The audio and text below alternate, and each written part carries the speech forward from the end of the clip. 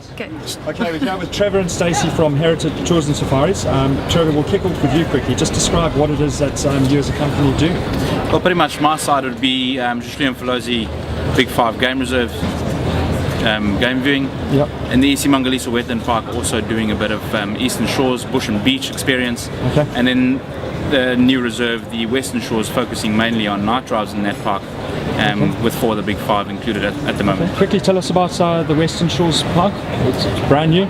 It's quite a new development. iSimangaliso has done quite a lot of work for the environment, obviously for tourism as well. New toilets being built, facilities, viewing decks. It's quite a nice sized large reserve. If you stretch all the way to Mozambique border, leaves you about estimation of 332,000 hectares. Okay. And the diversity of game in there? It's quite a nice diversity. We've got 4 of the Big 5, excluding lion so far. We've got reedbuck, zebras, giraffe, wildebeest. We've been seeing quite a lot of leopard sightings in that park compared to the other side, which obviously a big attraction for us as well. Okay, fantastic. And Stacey, can you run through some of the other activities? Because it's not just land-based, you also do water-based activities. Yeah, recently we were given concession for one of the whale watching permits, so we are legal whale watching permit holders. We take people into the Indian Ocean.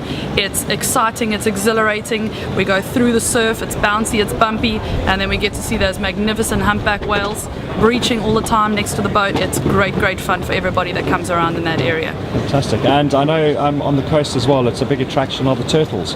Do you also do turtle safaris? There are companies that do offer it. We don't do it ourselves, but we can sell for them. That normally starts up in November up to March. Okay, so it's a specific season. That's it, as well as the whale watching too. Laying the eggs, really. Yeah. That's correct. Cool. And as both as professional guides and working in Natal, we know that there's a huge problem with rhino poaching. How is it impacting tourism? Is it impacting tourism? Yeah, surely, it's always a sore point. I mean, it always brings a tear to the eye. We try our best to basically bring the message across as to how it's done, so they can actually realize the importance of fighting that crime. Yep. And it is. I mean, let's say that it is a crime. It's a shocking crime. Exactly what it is. Yeah. It's just a pity that it's not advertised as what it should be. Okay. I mean, we were chatting just before that, Stacey, you said it specifically, if Indaba perhaps doesn't do enough. We've got all these international buyers out here. Most definitely. Messages. Look, everybody's here coming to Africa. It's not only South Africa. This is an African problem. We're promoting Big 5 tourism. One of these days, within 6 years, we're going to have the Big 4. It's a reality. The rhinos are going at a rapid pace. And yeah, I just thought we would here at Indaba be promoting more anti-poaching, trying to protect our rhinos. Yeah, it's a sad thing. We should have pumped it a little bit more, but maybe in the future, near future, we can do that. Okay, and then moving kind of with the flow of Indaba, is Indaba a useful tool to market your product? Do you get to meet the right people? Yeah, I think over time, first 3-4 hours you find yourself first, and then you bump into people that is interested in to hear where you're from, and then you find out they actually just around a corner from you and they don't do the same thing. So yeah, definitely I think it's quite important for an atmosphere like this to occur.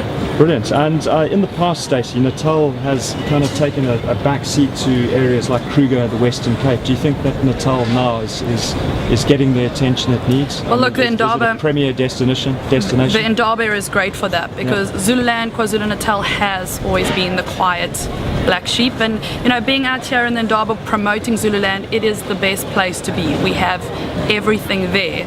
So yeah, KwaZulu-Natal, it's taken a bit of flack, but it's picking up quite well, which is a good thing. My opinion, I don't know if you agree with it. I mean, you have a huge diversity in Natal. You've got the Drakensberg, you've got the historical aspect, you've got the cultural aspect, fantastic game viewing, and a beautiful coastline. Yeah, not only that, the first World Heritage sites in South Africa are based here in KwaZulu-Natal. So it's all happening here. The bush, the beach, the animals.